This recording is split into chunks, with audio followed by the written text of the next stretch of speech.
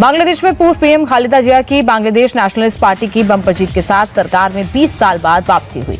299 seat के लिए हुए चुनाव में बीएनपी ने रिकॉर्ड 213 सीट पर जीत दर्ज की। पार्टी के चीफ तारिक रहमान का पीएम बनना तय हो गया है। 17 साल बाद बांग्लादेश लौटे तारिक रहमान ने ढाका 17 और बोगरा 6 सीट पर शानदार जीत हासिल की, जबकि कट्टरपंथी जमात इस्लामी के 11 पार्टियों वाला गठबंधन महज 68 सीट पर जीत दर्ज कराने में कामयाब हो पाया। वहीं एनसीपी ने 6 और निर्दलीय और अन्य के खाते में 12 सीटें आई। तारिक रहमान बांग्लादेश की पूर्व पीएम खालिदा जिया और पूर्व राष्ट्रपति जियाउर रहमान के बेटे हैं। उनके यहां तक का सियासी सफर काफी उथल पुथल रहा। भ्रष्टाचार और मनी लॉन्ड्रिंग के आरोप में वे गिरफ्तार हुए। 17 साल तक देश से निर्वासन होकर लंदन रहे। 2004 में शेख हसीना पर ग्रेनेड हमले में उन्हें आजीवन कारावास की सजा भी हुई। हालांकि 2024 में कोर्ट ने उन्हें बरी कर दिया और अब 17 साल तक निर्वासन में रहने के बावजूद उन्होंने चुनाव में जीत हासिल की, जिसे उनके समर्थक बड़ी उपलब्धि बता रहे हैं। प्रधानमंत्री नरेंद्र मोदी ने बांग्लादेश चुनाव में बम्पर जीत के लिए तारिक रहमान और उनकी पार्टी बीएनपी को ट्वीट कर बधाई दी। पीएम मोदी ने कहा कि ये जीत तारिक रहमान की लीडरशिप पर लोगों का भरोसा दिखाती है।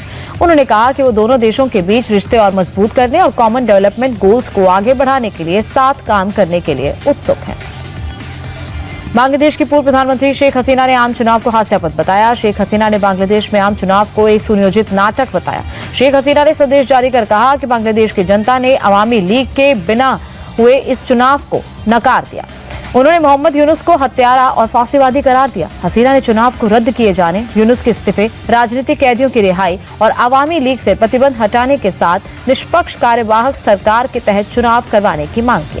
बांग्लादेश के संविधान में बदलाव किए जाने का रास्ता खुल गया है। संवैधानिक सुधार के लिए अब जुलाई चार्टर लागू होगा। संसदीय चुनाव के साथ करवाए गए जनमत संग्रह में तकरीबन 70% लोगों ने जुलाई चार्टर के पक्ष में हाँ कहा, जिसके बाद अब नई सरकार को संसद में 84 संवैधानिक सुधारों को पारित करवाना होगा। बता दें कि बांग्लादेश के इतिहास में चौथा रेफरेंडम यानी कि जनमत संग्रह था, जिसमें आम जनता से पूछा गया कि क्या वो जुलाई चार्टर को लागू करना चाहती है या नहीं, जिसके जवाब में जनता ने हाँ कहा। केरल में अप्रैल मई में विधानसभा चुनाव होने वाले हैं और बीजेपी चुनाव की तैयारियों में पूरी तरह जुट गई है। केरल के बीजेपी पार्षद इस समय दिल्ली में हैं। कल उन्होंने प्रधानमंत्री मोदी से मुलाकात की। पीएम आज उन्हें अपने आवास पर डिनर देने वाले हैं। कल की मुलाकात में पीएम ने उन्हें विधानसभा चुनाव में जीत का गुरु मंत्र दिया। बता दें कि पिछले साल हुए केरल निकाय चुनाव में बीजेपी के 50 पार्षद जीते। पीएम के साथ बैठक में तिरुवनंतपुरम नगर निगम के सदस्य भी शामिल रहे। यहाँ पहली बार बीजेपी का मेयर चुना गया।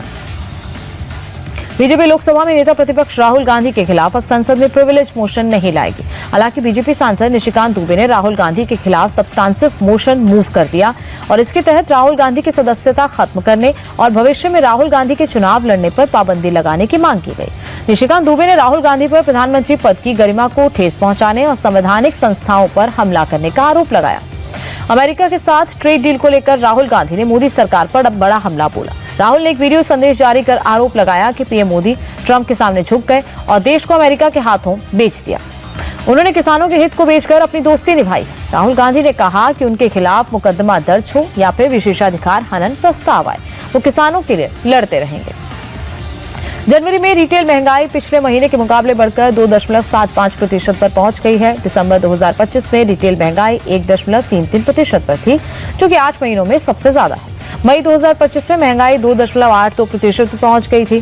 सरकार ने महंगाई मापने के लिए आधार वर्ष को 2012 से बदलकर 2024 कर दिया। ये बदलाव एक दशक से ज्यादा समय के बाद किया गया। कंज्यूमर प्राइस इंडेक्स के ताजा आंकड़े बताया गया है कि लोग अब खाने से ज्यादा सर्विसेज पर खर्च कर रहे हैं।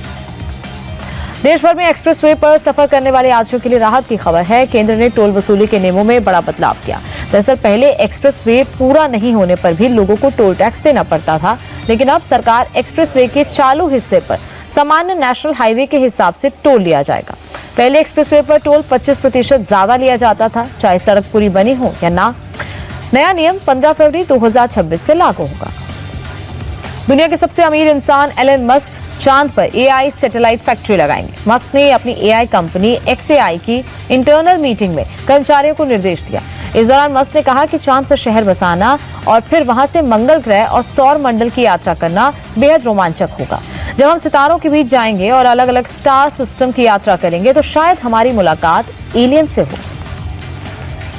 पाकिस्तान के डयाला जेल में बंद पीटीआई चीफ इमरान खान की एक आंख खराब हो गई है। कोर्ट की तरफ से नियुक्त एमाइकस क्यूरी सलमान सफ्तर की रिपोर्ट के मुताबिक इमरान की दाहिनी आंख में खून का थक्का जम जाने की वजह से करीब 85% रोशनी खत्म हो गई। इमरान के समर्थकों ने आरोप लगाया कि पाकिस्तानी सेना अमानवीय व्यवहार कर रही है। एमाइकस क्यूरी की रिपोर्ट सामने आने के बाद सुप्रीम कोर्ट ने इमरान खान की आंख की जांच के लिए मेडिकल टीम बनाने का आदेश दिया।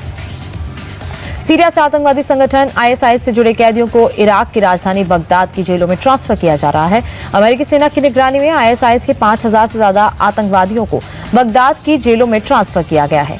सीरिया की जेलों में बंद ये सभी आतंकवादी 60 अलग अलग देशों से हैं। सीरिया में जारी गृह युद्ध के दौरान इन कैदियों के भागने के खतरे को देखते हुए इन्हें बगदाद ट्रांसफर किया जा रहा है। अमेरिकी सेना के मुताबिक आईएसआईएस के करीब 9000 आतंकवादियों को ट्रांसफर किया जाना है। मेडागास्कर में चक्रवाती तूफान गेजानी ने कहर मचा दिया है। अब तक 36 से ज्यादा लोगों की मौत हो चुकी है। 6 लोग लापता बताए जा रहे हैं, जबकि 370 से ज्यादा लोग घायल हैं। तो वहीं 18,000 से ज्यादा मकान तबाह हो चुके हैं। अधिकारियों के मुताबिक चक्रवाती तूफान की वजह से 2.5 लाख से ज्यादा लोग प्रभावित हुए। गेजानी के लैंडफॉल के बाद टुमासिना शहर करीब 75% तबाह हो गया। राष्ट्रपति ने राष्ट्रीय आपदा का ऐलान कर दिया। संयुक्त राष्ट्र ने इमरजेंसी फंड से $3 मिलियन की मदद की है। T20 वर्ल्ड कप में टीम इंडिया ने रनों के हिसाब से बड़ी जीत दर्ज की। नामीबिया को 93 रनों से शिकस्त देकर टीम इंडिया ने पाकिस्तान को पॉइंट टेबल में नीचे ढकेल दिया। भारत ने पहले बल्लेबाजी करते हुए 209 रन बनाए, जिसे चेस करने उतरी नामीबिया की टीम 116 रन पर ढेर हो गई। हार्दिक और ईशान किशन की तूफानी अर्धशतक के पारी के बाद गेंदबाजों ने भी कमाल का प्रदर्शन किया। वरुण चक्रवर्ती ने सिर्फ 7 रन देकर 3 विकेट झटके। अक्षर हार्दिक ने 2 विकेट चटकाए। हार्दिक पांड्या को ऑलराउंडर प्रदर्शन के लिए प्लेयर ऑफ द मैच चुना गया। 15 फरवरी को भारत का मुकाबला पाकिस्तान से होगा। दोनों ही टीमों के लिए ये मुकाबला हाई प्रेशर वाला है। भारत के विस्फोटक बल्लेबाज अभिषेक शर्मा को अस्पताल से छुट्टी मिल गई है, लेकिन पाकिस्तान के खिलाफ 15 फरवरी को कोलंबो में होने वाले मैच में खेलने को लेकर सस्पेंस बरकरार है। अभिषेक अब भी कमजोरी महसूस कर रहे हैं। उनका थोड़ा वजन भी कम हुआ है। अभिषेक ने कोटला मैदान पर प्रैक्टिस सेशन में भी हिस्सा नहीं लिया। कप्तान सूर्य कुमार यादव ने कहा कि अभिषेक पूरी तरह ठीक नहीं है, उन्हें फिट होने में 1-2 मैच लग सकते हैं। पेट में इन्फेक्शन की वजह से अभिषेक को तेज बुखार और पेट दर्द की शिकायत हुई, जिसके बाद उन्हें 2 दिन के लिए हॉस्पिटल में भर्ती कराना पड़ा। भारत के टेनिस खिलाड़ी और पूर्व चैंपियन सुमित नागल चेन्नई ओपन से बाहर हो गए हैं। सुमित नागल को चेन्नई ओपन के दूसरे दौर में रूस के पेट्र बिर्युकोव से शिकस्त मिली है। भारत के नंबर 1 खिलाड़ी सुमित नागल को बिर्युकोव से 2 घंटे 6 मिनट तक चले मुकाबले में 6-4, 6-7 और 3-6 से हार मिली। भारतीय निशानेबाजों ने शानदार प्रदर्शन करते हुए एशियाई चैंपियनशिप के 50 मीटर 3 पोजीशन में क्लीन स्वीप किया है। ऐश्वर्य प्रताप सिंह तोमर ने एशियाई चैंपियनशिप की 50 मीटर 3 पोजीशन स्पर्धा में नीरज कुमार को पछाड़ते हुए विश्व रिकॉर्ड से गोल्ड मेडल जीता। नीरज ने सिल्वर, जबकि अखिल श्योरान ने ब्रॉन्ज मेडल पर कब्जा किया। भारतीय टीम नंबर 1 पर रही, जबकि जापान दूसरे और कजाकिस्तान ने तीसरा स्थान हासिल किया।